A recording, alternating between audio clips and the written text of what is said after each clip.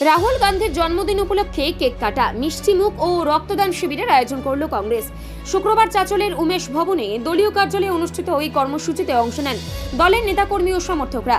এদিন কেক কেটে এই জন্মদিন উদযাপনের পর আয়োজিত রক্তদান শিবিরে স্বেচ্ছায় রক্তদান করেন কংগ্রেস কর্মীরা। দলের পক্ষ থেকে জানানো হয়, মানুষের জীবন বাঁচাতে রক্তদানের গুরুত্ব তুলে ধরতেই এই উদ্যোগ নেওয়া হয়েছে। অনুষ্ঠানে বহু নেতা কর্মী ও সমর্থকদের উপস্থিতি লক্ষ্য করা যায়।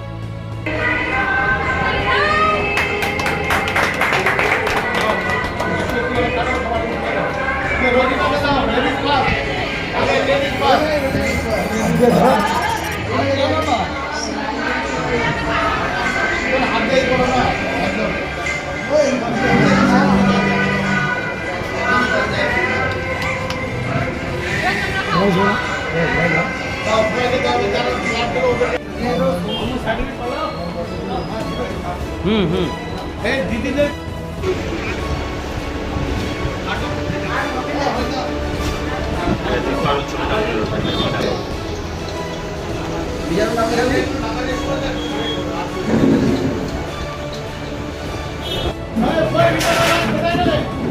তুই দিলি হ্যাঁ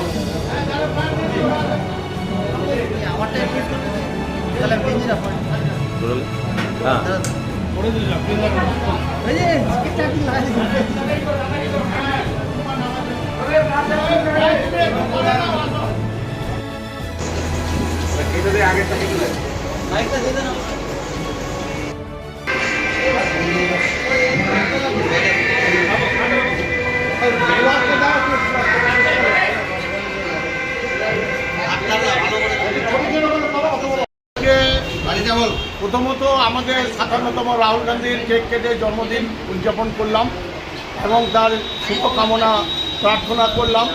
তারপরে আমাদের যুব সমাজ আজকে ব্লাড ডোনেশনের মাধ্যমে আমরা আগামী দিনে রাহুল গান্ধীকে আমাদের রক্ত দিয়ে আমরা তাকে প্রধানমন্ত্রী হিসাবে দেখতে চাই এবং আমরা আরও বার্তা দিতে চাই উনি যেন প্রধানমন্ত্রী হয়ে আমাদের জনগণকে তথা ভারতবর্ষের জনগণকে একত্রিত করতে পারেন, এই আশা আমরা ওনার কাছে রাখছি।